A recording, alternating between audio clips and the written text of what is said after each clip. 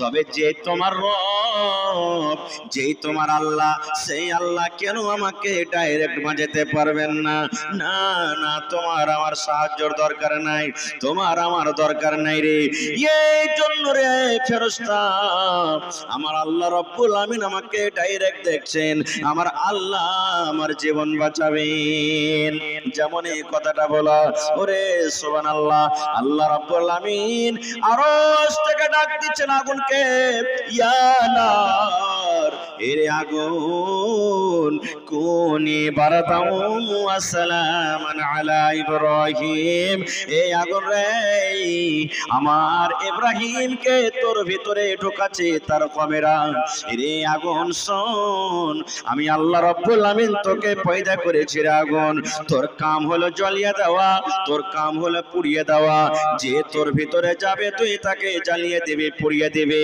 এই আগুন শোন, আমার ইব্রাহিমে জানো তোর ভিতরে যখন যাবে, তার গাটা পোড়া দূরের কথা, তার শরীরটা পোড়া দূরের কথা, তার পা হাত পোড়া দূরের কথা। এই আগুন শোন, এমন ভাবে আমার ইব্রাহিমের উপরে তুই সালামতি হয়ে যা, এমন ভাবে সালামতি হয়ে যা, আগুন রে আমার ইব্রাহিম নবীর শরীরের একটা রোয়া পর্যন্ত না জ্বলে। নারে তাকবীর।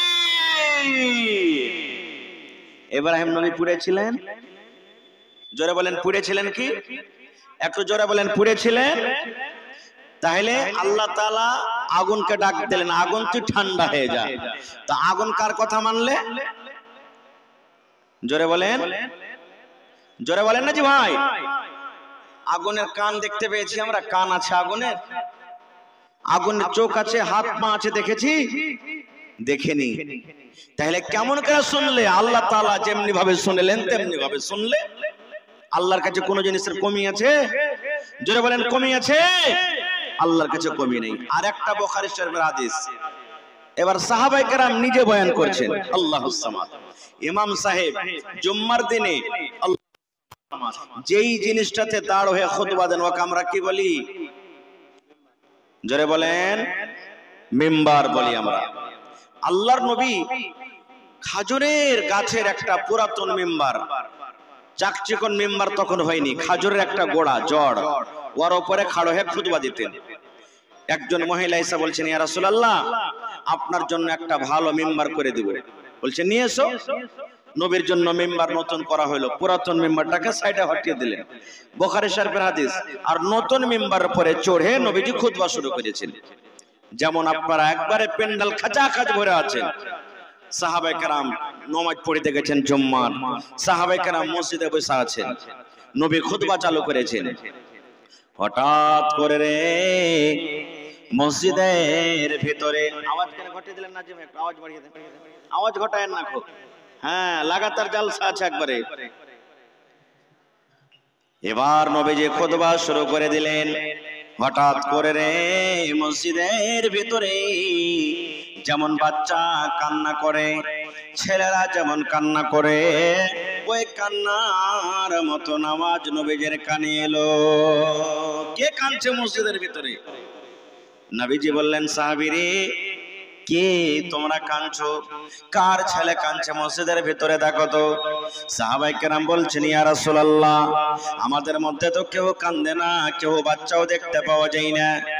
এই করে করে ওরে সুবহানাল্লাহ, ওই পুরাতন মিম্বার, যে মিম্বার নবীজি পুরাতন বলে তাকে সাইডে হটিয়ে দিয়েছেন, যে পুরাতন মিম্বারের উপরে নবীজি আগে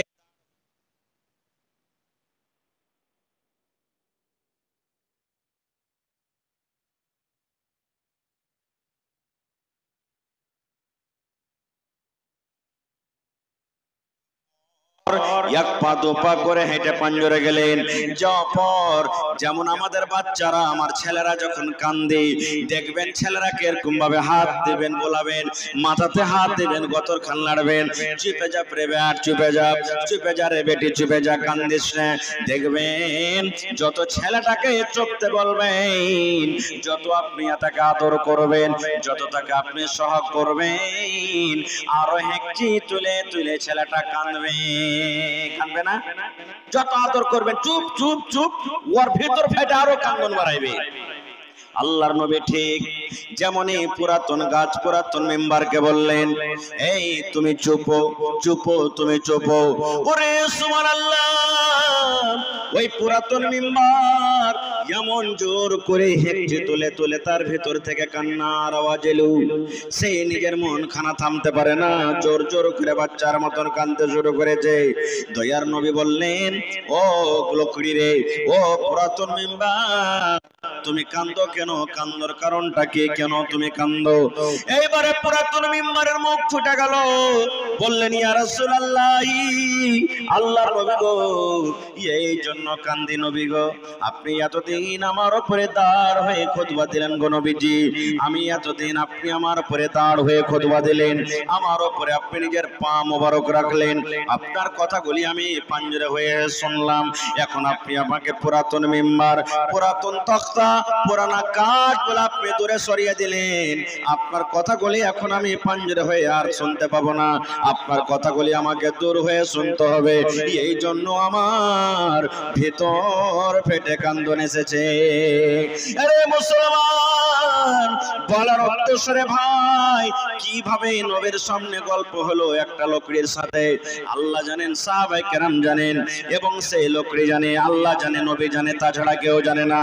কিন্তু বন্ধুরে সহিহ হাদিস, এই জন্য আপনাকে বলি বন্ধুরে, একটা গাছ পুরাতন মেম্বার, যার জন্য জান্নাত নাই, যার জন্য জাহান্নাম নাই, যার কিয়ামতে হিসাব হবে না, সেই পুরাতন মেম্বার যদি নবীর কথা শোনার জন্য পাগল হয়ে যায়, সেই যদি নবীর কথা শোনার জন্য ভিতর থেকে ফেপড়ে ফেপড়ে কান্দে, আমরা মানুষ, আমাদের জন্য জান্নাত আছে, আমাদের জন্য জাহান্নাম, কিয়ামতের দিন আমাদের হিসাব হবে।